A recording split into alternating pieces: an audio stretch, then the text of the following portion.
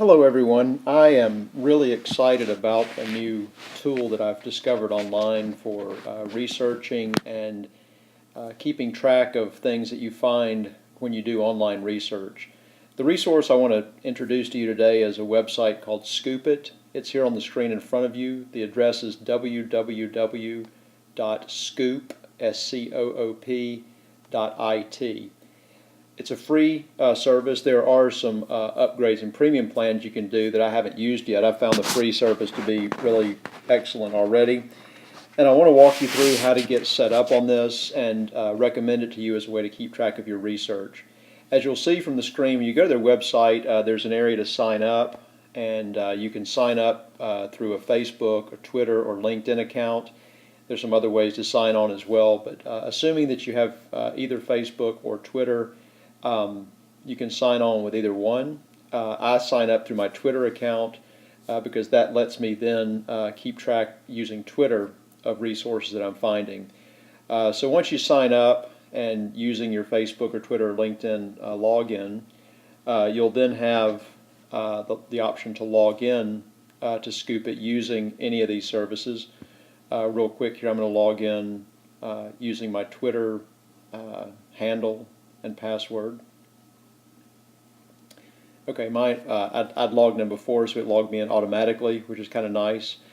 What you'll see here is when you find something on the internet that's of interest to you, you can scoop it. That's the term that the website uses, and it will then archive that information for you in a number of different ways.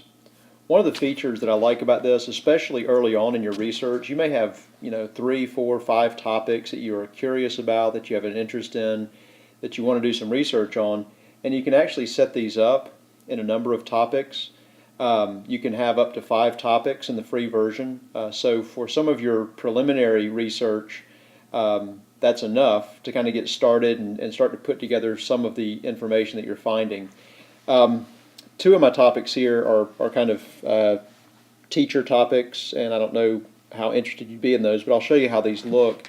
One of these topics I'm using is research on and about Martin Luther King Jr., which we study in IB 12.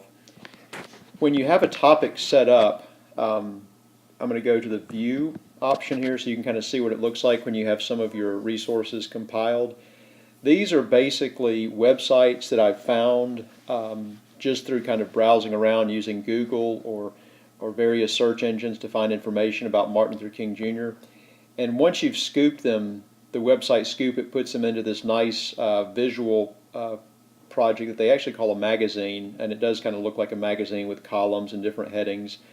And all of these websites are archived here with a little headline, again, kind of looking like a newspaper or magazine. I've scooped everything from online commentaries, history websites, and once you have them in your scoop, you can then have a quick way to simply click on the link and read the entire article. This is just a transcript of the I Have a Dream speech along with a video of the speech, and then again, just following the links, you can go back to other sites that you've scooped on this page.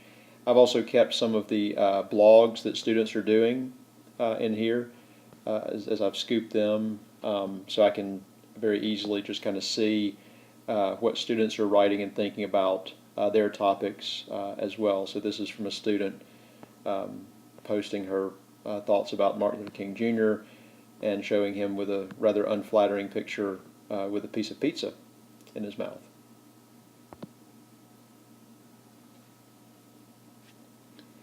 So, and you can see here, I'll just look at a couple of other topics real quick.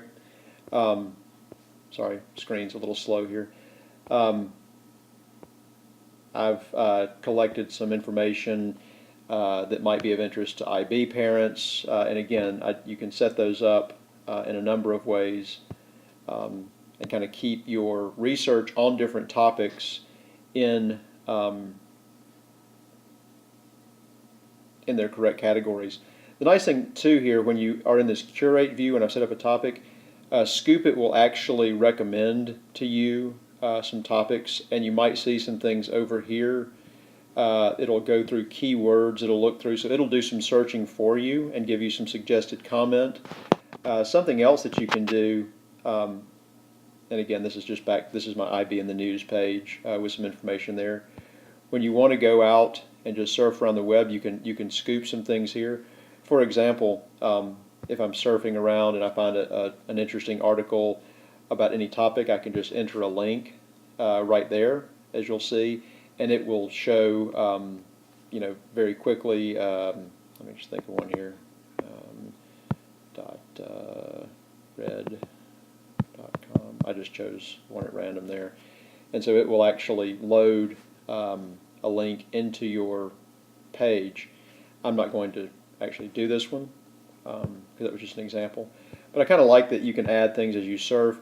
Also, this doesn't work yet on the iPad.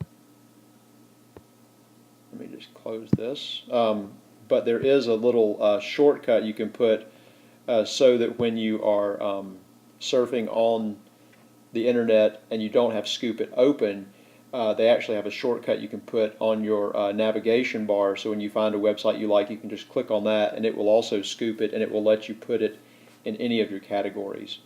Again, I think this is a great little resource. I wanted to share it with you as you are setting out on research and trying to find a way to keep a handle on your information. I would encourage you to sign up for this, play around with it some. It's fairly intuitive once you start working with it, and see if it can help you organize and categorize and display your research in a way that you can come back to and find resources readily and easily once you've located them.